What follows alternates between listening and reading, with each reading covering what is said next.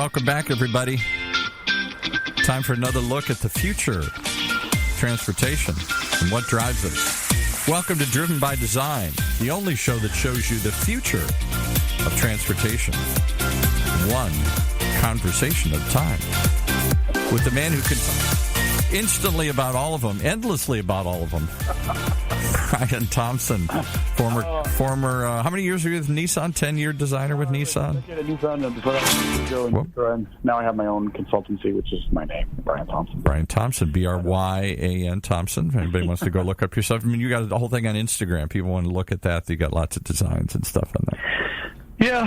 Oh, gosh. That music, every time I hear it, even though we just heard it a minute ago, I pull out all my signature dance moves. I can't help it. Oh, we'll have to do a show of that. We'll show your signature dance moves next time you're in the studio here. We'll capture them. Elaine Bennis meets Ellen. Oh, that's kind of ugly. That's kind of hard to watch. Yeah. Oh, yeah.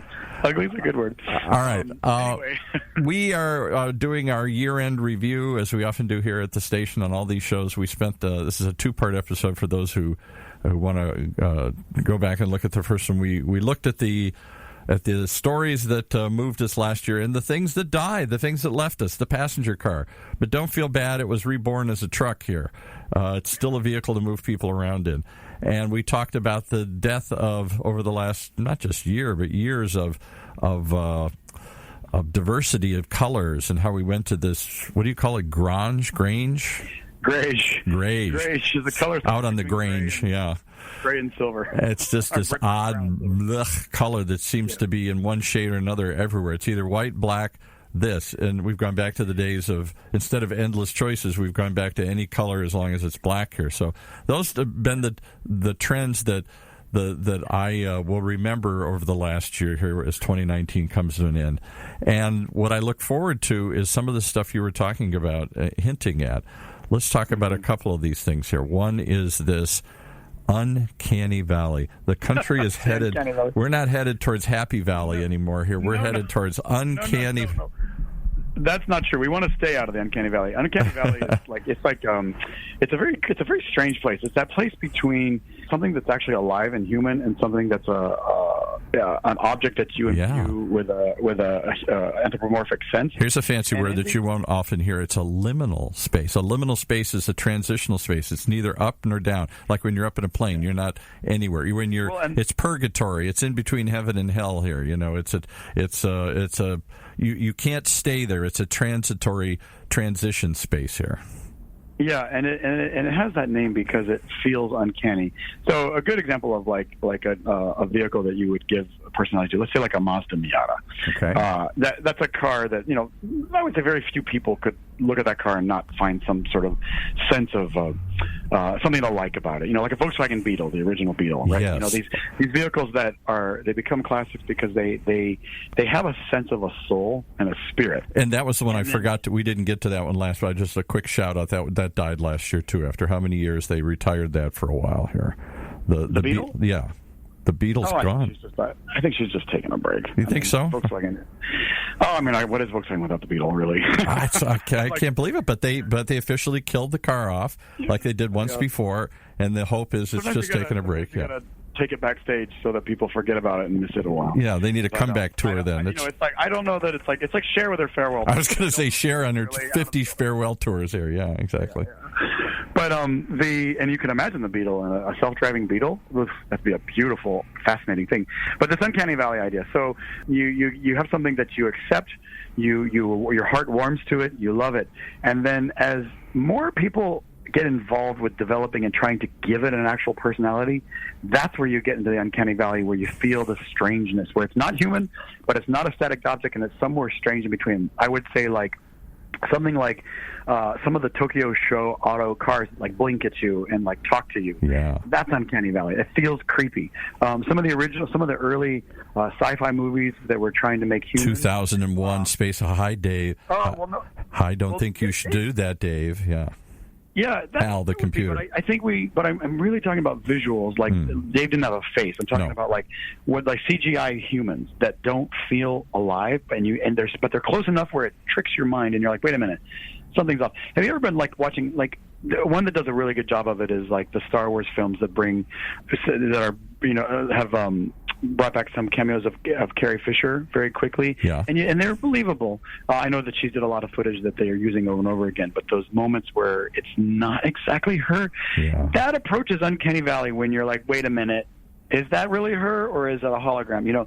That's Uncanny Valley. It's that moment where your mind goes, I don't think I believe this, and it's bothering me. But aren't we driving full speed into the Uncanny Valley? Holograms, talking vehicles, artificial intelligence, things that talk to us. You were saying in the last thing, how about things that adapt? Or not just adapt to what you want, but to anticipate. Oh, my goodness. You say that so casually. The car is going to anticipate what I want. Well, there's this sort of magic moment, right, that happens between when you leave your house and you get into your car. Okay, so there's this moment where if you have a house that's a smart house, right? You are leaving that space and you're getting into an automobile, whether it's a vehicle that you own or a shared vehicle.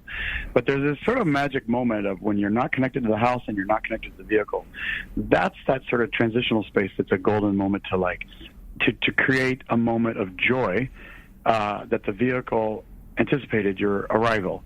Now, there's a creepy way to do it, which is very like 1980s Blade Runner version of the future, where it's like left door is open. Please put on your seatbelt. Yeah, that just pisses people off. Right, that pisses me off. Yeah. Yeah, but there's another way to do it, which is a little simpler, which is more like the warm feeling you get from, let's say, like some of the stuff that Bang & Olufsen was doing in the 70s, where you would just touch something and a nice moment would happen and it would open up and it was a moment of delight. And you didn't have and all you had to do was just touch it. You're talking about Bang & Olufsen, the speaker company, Bang & Olufsen, the hi-fi stereo company. Right. I remember when I was a little boy, my mom left my dad and spent all the rent on a brand new Bang & Olufsen stereo because she was a singer and she loved music so much. And we moved into this little apartment together and she came home with this 1978 Bang & Olufsen stereo that filled our home with so much love and music and warmth and sound and she was so brilliant to do this. Even though we didn't have money to eat, she knew the sound would be so good from the technology that it would fill the home with this sense of love because we love, she was a singer and we would sing together. I wasn't a good singer, but she was. But my point is that that's the opposite of Uncanny Valley. That's where technology is bringing in a sense of warmth and how about tactile? You've talked a lot about, I'm not a tactile person. I don't think tactily. I don't think about touch and feeling and all that kind of stuff here. I'm more in my head, or that's why I can do radio or other things here. But having said that, you talked a lot about tactile design. You were given that golden voice, so good for you. That must be it. But I wasn't given the golden touch, that's for sure. And I can't draw. I can't do. I'm not really good doing stuff with my hands, and so maybe I don't react to the touch and feel of things like others do. But I've seen now 3 or 4 times where you've gone off on the feel of something. We had an electric skateboard in here. And first thing you're doing is rubbing your hands over it. You talked about one of the designer execs you worked for, was it at Nissan or somewhere, and I still can't believe this one, he would pull his pants down and put his butt cheeks on the vehicle. For sure, that's the most sensitive part of your body. If you want to feel a surface, try feeling with your butt. Then you can feel every flaw way more than your hand. I never feel any surface. I don't react to surface. But as you say that, Bang & Olufsen and things like that, there was a tactile joy of touching it, of watching it glow or turn on or close or something. Create more sound. Yeah. So there's a couple parts of tactile feel. There's an element of design called haptic feedback. Haptic means the feedback you get in your finger or your hands from touching something that makes you feel something physical. So an example of haptic feedback would be electrical impulses from a touch screen that make you have the sense that it's fabric when you touch it. What? Really break down, wait. I can touch something and it somehow sends me an electrical impulse that tricks me into saying that's fabric? Well, yeah, so think about what touch is. So touch is just electrical impulses from your finger to your brain. Okay. Telling you. I hadn't thought about that, but all right. And if you create enough of those, if you can replicate those electrical impulses, you can fake it. You can make the sense. It's like creating a flavor out of chemical. If you create the right chemicals, you can pretty not perfectly, but you can create Sure. an artificial flavor. So that's the kind of idea of what haptic feedback is that when you interact with it, you have some sort of feeling. A very low, like a low fidelity example of haptic feedback is like Apple, not low fidelity, I mean, it's pretty high tech, but like Apple's like Deep Touch on their phone. When you push harder, you get more feedback. Jobs was all about, I've seen so many times he talked about the feel of the product. Nobody else cared how a phone felt, but he did. Yeah, well, I worked on a project for an independent startup car company where Steve Jobs was on the board, and every now and then we would have design reviews with him at his house. Wow. Vehicle. Now, wow. I know. I remember when these would happen. I would be like, "Is this really happening? Like, am I sitting here? Is he a hologram or is this the real guy here?" Yeah, right. Is it the real one? It didn't seem real, but he would. I remember he really changed the way I design automotive interiors because he said, "Allow the materials to be honest."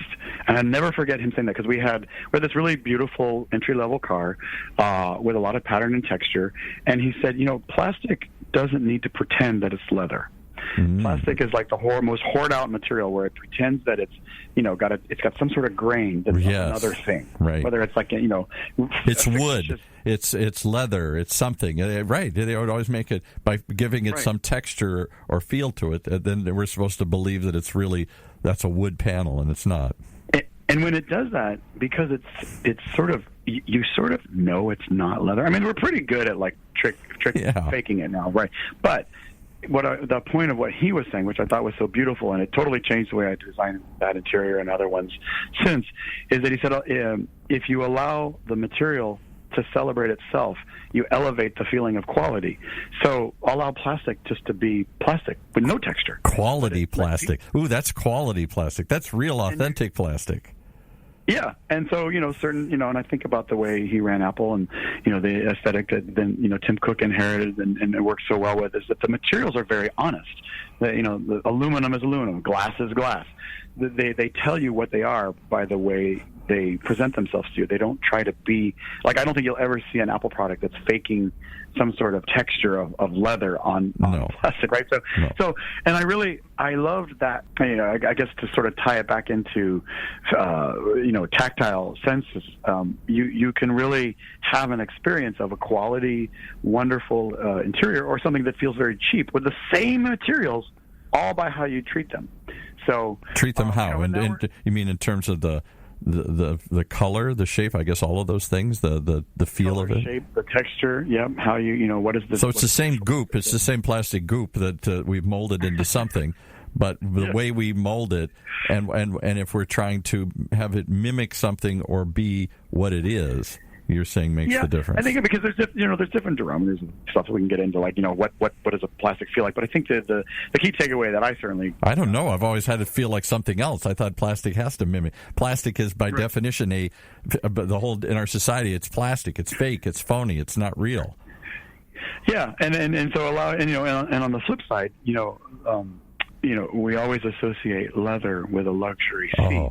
But something funny about leather is that by the time that an animal hide becomes an automotive seat, the amount of actual skin that remains that isn't not much DNA left in there anymore. It's like a couple millimeters because they have to be able to call it leather, but it's coated in so many other materials that it's really just buried in there, and what you're actually touching isn't the leather at all. It's just way deep in there, but there is a tiny bit of leather. But I got to circle back to what you said. I can't let this one slide.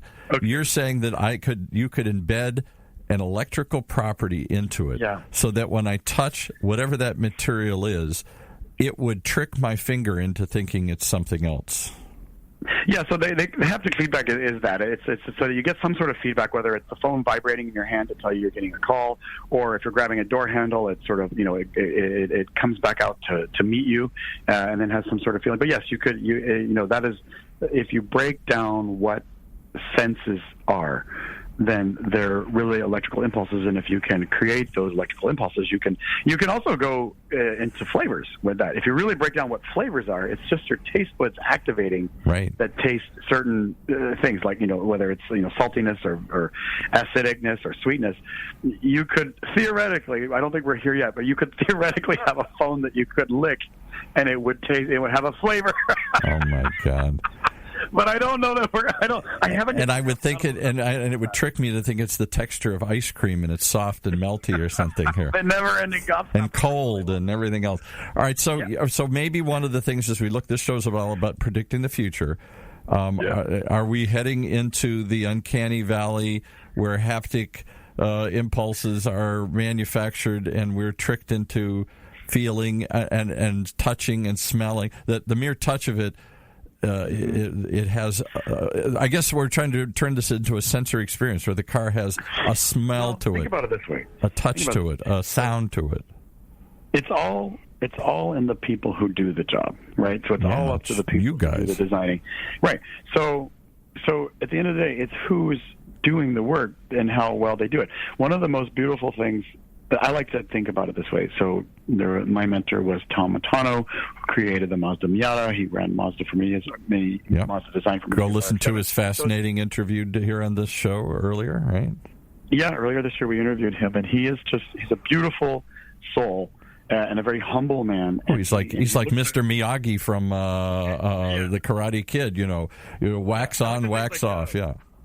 He's like the adult Baby Yoda, because he's always kind of like a kid. He's like Yoda, but the Baby Yoda, but he's still got the wisdom. Yes. So one of the things that so if you look at his vehicles, they're very humble, right? There's nothing flashy. Some of them don't even have a single line on them. They're just shape, but they always make you feel something. And one of the things he always said to me is that if we as designers are given a little piece of the future to create, make it a happy one. Yeah. Don't make an apocalyptic one, because a lot of people imagine the future very negatively, right? But that's the energy you're putting into the universe then, that you want to have that. Okay, so let's talk about that, because you're onto something here, and I'm gonna preface it by saying two things, and then I'm giving an example of this. All right, it's often been said that car designs mimic the times that they're made in. In the last show, you referenced the most famous one of all was the late 50s, early 60s, the space race, the space age, the Jetsons, and that's when we had Virgil Exner doing the giant fins, and we had they all look like rocket ships. And then they got really wacky. Yeah. One of the most beautiful cars in the 50s was the 57 Plymouth. My God, that was a beautiful car. Love that car. Love that car. I own a 56 Plymouth. That's my...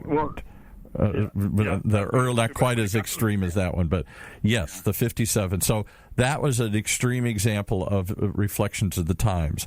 We are in, I would argue, very uncertain. We are in, again, to use that term, liminal. We're in some sort of transition between what was and what will be. I don't know where we're going, but we can't stay where we're at. Yeah. So you think about, to extrapolate that, you think about, so transition from the 50s to the 80s. The 80s were very, obviously we had the Cold War going on, but it was also a very forward-looking time, looking to the future. And so cars were very much inspired by, like, spaceships, tall greenhouses with big glass, like the Honda Civic wagons or the Toyota Tercel drive wagon. Biospheres, right. Yeah, right. Really, lots of glass, lots of the belt line was down by your belt, right. And you were sort of exposed in the interior. The interior is filled with light.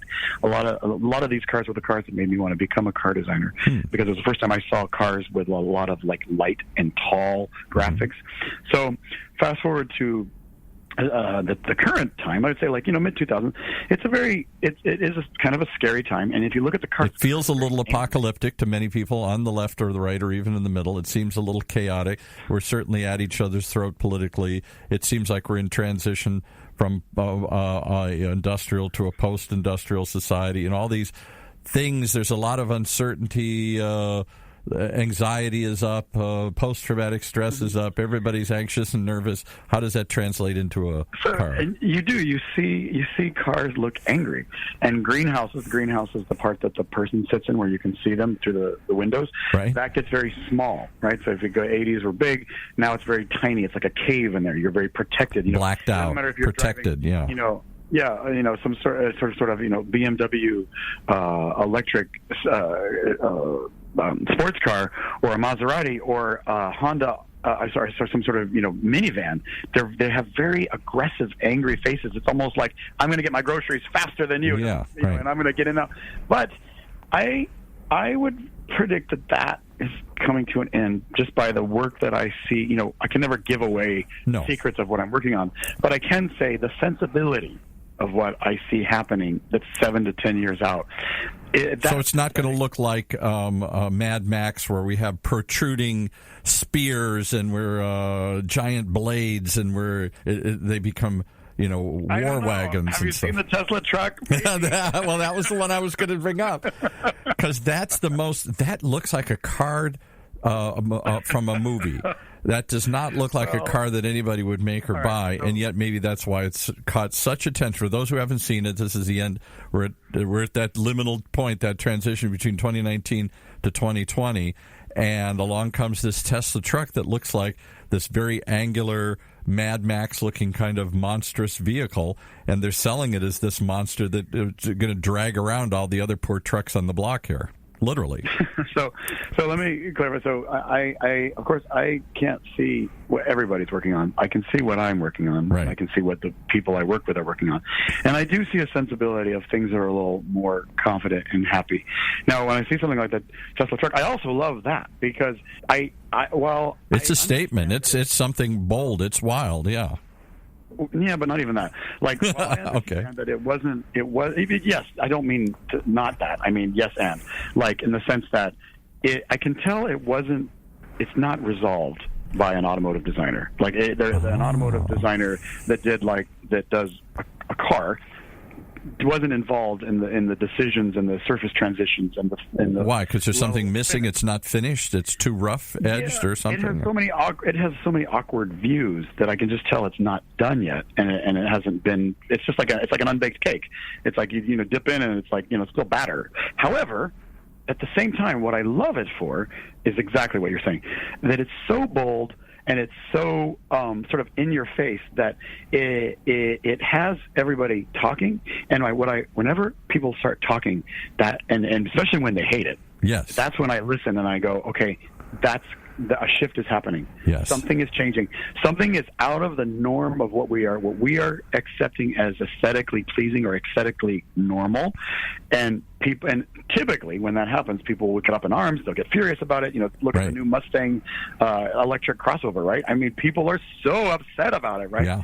But what that tells me is that there's a shift happening. Yes. So I try to hold back. And not to get too philosophical here, but I was trained in the arts. I was trained not in drawing, but in music and in literature and stuff. And you see various times in music in particular when they would come out with, I think it was like Ravel or some of these other, not Ravel, but some of these others that would come out with this music that was just so different than anybody had done symphonic, and people screamed at it, hated it. Oh my goodness, threw stuff at it, ugly, But this is not music, this is noise and all this other stuff. Same with art, when Picasso and all these things, oh, that's not even art. And that's exactly when you know something. Comedians, when Lenny Bruce came out and started cursing and swearing, when Richard Pryor started doing all the stuff he was doing, people were angry. They were pissed off. Oh, my God, this isn't comedy anymore. Hip-hop music for me. That's not music anymore here, Or, I remember when I was a little kid, I was kind of frightened by heavy metal.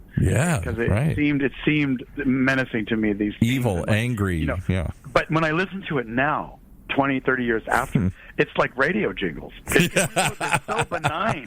The songs they're like bubble gum. Yeah, right. Exactly. But I remember being like, oh, Dee Schneider from Twisted Sister, he's demonic. Scared of him. Yeah, well, I mean, he at least was like wearing like crazy drag makeup. Yeah, that's right. Like Iron Maiden and stuff, they were scared. But now when I listen to it, so it's all but so I think that, and those lessons I learned from that as a designer who works and tries to push the edge all the time, it's that when I see people reacting that way, I know a shift is happening. And so I try to, it's sort of like whenever people give me an opinion about a design, I always try to remind them, okay, so like it or don't like it isn't the same as critical analysis, right? So like everybody can say I don't like something. Yeah. That doesn't really, who cares? Who are you? Who am I to say I don't like something? We're just people with an opinion. Everybody has one. But when you really break it down, that's why I say like the Tesla truck, I don't like it or not like it. I like that it exists because it's a statement, but critically it's not finished. It's unresolved. But it's not. But I would argue that is exactly who we are as a society right now. It's unresolved what's going to happen politically. It's unresolved what's going to happen economically. It's unresolved what's going to happen demographically. You know, all these all these groups are fighting for what it will be, and we don't know how. It's not written yet. We don't know. They're fighting this culture war. Yes, I agree, but also, you know, like, and you know, who knows? Maybe economic war, not just culture, but we're in this transitional phase, and we as a society feel unresolved right now. Why not have an unresolved truck, a design? Perfect. Sure, why not? I mean, maybe what we're looking at is something of an aesthetic that we will normalize in the future. The same way that, like, if you took somebody from the 1950s and brought them, let's just say you took somebody from 1952 and showed them a 1986 Nissan Stanza, that would have looked like something out of this world. Yes. But in 1986, that was the cutting edge. It was inspired by computer design, which was very rudimentary at the time. It was blocky. It looked new. And so we may just not be ready for this aesthetic that may be something that. And you know what I applaud about it, and at the same time fear about the truck? You said about both. I love what you said about it not being. It's not resolved. We're in an unresolved time. We're in an unresolved. We're in an unresolved world, right? We don't know. I hadn't thought about it that way. We don't know which way is who's going to win and how this battle's going to turn out culturally, economically. On and on, men versus women. Every group it's to be determined here. So why not have an unresolved thing? And what I like and at the same time hate about the truck is that, and that's why it's probably good, because I love it and I like it and hate it. I like it because it's not a blob anymore. You guys have been designing these amorphous shapes without any lines to them anymore. And this has nothing but lines, maybe too many lines to it. And at the same time, though, the lines look menacing to me. Lines, their boundaries, barriers, shapes, angles, all that somehow seems weaponized to me. I don't know. Well, it's definitely done its job. It's definitely gotten people talking about it, and I think that's what they wanted. Could we ever find out who designed that and get them on the show? That'd be fascinating to think what they were thinking. I mean, Franz von Holzhausen leads Tesla design. I don't know. I don't know enough about their projects to know if he had a hand in it. I know that he was the one that threw the baseball into the glass that broke the glass. Yeah, right. That was. But he's the same guy that did all those beautiful Teslas and stuff. So he must have had something to do with it. Who knows? Well, let's reach out to them. That's my challenge to you in 2020. Let's get some of these people who are smashing glass and smashing images on the show here, because I think there is something there. I agree with you. I never thought about it. When you're angry, that means when you don't care, then nothing's changing. But when something angers you, that means a transition is taking place, because you're reacting against. You only get angry because the familiar is going away, and most people don't like the familiar going away. So, well, unfortunately, we have to go away because we've run out of time again here. We didn't even begin to touch so many issues yet to be determined as we talk about cars that not only adapt to you, but anticipate what you will need next. I can't wrap my head around that one here.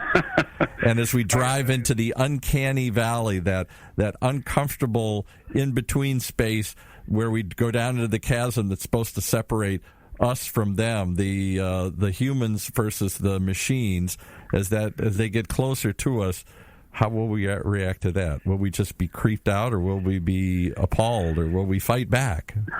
Rage against the machine. Isn't that the band? Right? Rage against the machine. I certainly hope that we, the way I personally try to design is always the simplest solution that doesn't overthink it.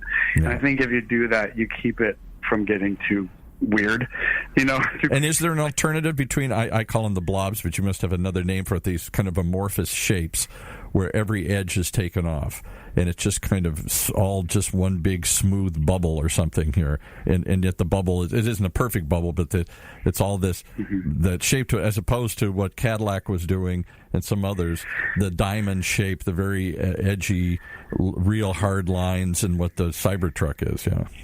Yeah, well, there's always polar trends, right? There's always polar trends. Where for every bubble, there's also a box, right? So, while the bubbles are being developed, so the Nissan Cube or the Scions were coming out, right? So, or the Honda Elements, right? Those were all going at the same time. And is there door number 3? Is there another thing I'm not thinking of? Or am I just looking at a two-dimensional world here, black and white, up or down, angle or no angle? Is there another choice here? I don't know. I never thought about that. I think you'll see a lot more creativity in the future. That's for sure. A lot more things. Imagine the unimaginable. That's where we are. That's what I'm trying to do here. All right. Well, you think you're predicting happier, you're predicting less menacing, and you're predicting but at the same time recognizing we're in a transitional, unfinished time here. It's to be determined. So we encourage it. And one thing I'll say in closing, one thing I've learned in 20 years in car design, we never, there's always a surprise. It's never what you think it is. It's always, you design the Cube for millennials, and it's boomers that buy it because they like the way the seat feels in their butt. Yeah, right. That's the beauty of the job. It's always a surprise. So who knows? Who knows? I'll give you another example. A couple years ago, one of the first companies that was doing electric skateboard, not skateboard, but kind of these electric scooters. Yeah, it's sort of like sort of like a skateboard that you stand on, and I can't think of what they call them, but like razors and stuff. Electric skateboard. Yeah, and so there was called blades, and they were big and they were everywhere, and they assumed it was for teenagers. And then when the data came in, there wasn't a teenager in the world be caught dead on one of these things. Teenager wanted a real vehicle, not a little thing that scooted around. It was kids who couldn't go any faster, and it was old people who didn't want to go any faster. Yeah. You never. It was seniors and kids. Their target audience was blades and cutting edge and teenagers. Yeah. No teenager bought it. Instead, it was 10-year-olds and 60-year-olds. Yeah. So there's always a surprise. I mean, otherwise it would, and if there wasn't, it would be a boring job. Well, and it would be a boring show if we didn't surprise people each and every week. How do they get in touch with you? How do they find you if they want to be surprised? Oh, well, my work is always at Bryan Thompson Design, which is my name, Bryan Thompson Design. And then on all social media, I'm at Bryan S. Thompson. S is for Scott. Bryan S. Thompson on all the platforms. S is for see what he's going to do next. Yeah. I hope I get to too. All right, thanks so much. Well, I hope they'll tune in, and we're gonna hold you to it. A year from now, we're gonna come back and look at some of these predictions and say, did we get happier? Did we get meaner? Did we get softer? Did we get 7 to 10 to 20 years out? So you already know. It's like you know what the future is because you're designing it today. I always say being a car designer is living in the future, looking back on the present as if it's the past, because everything that's brand new is something you worked on half a decade ago. Yeah. I was like, that car was 3 boyfriends ago. I don't want to. I don't know that. It's ancient history. All right, Bryan Thompson. We look forward to what's going to drive us and whatever little vision you can give us into the future. A wise one here. Happy holidays, everybody, and thanks for listening. I can't wait to see where the show goes for next year. And thank you so much, Paul.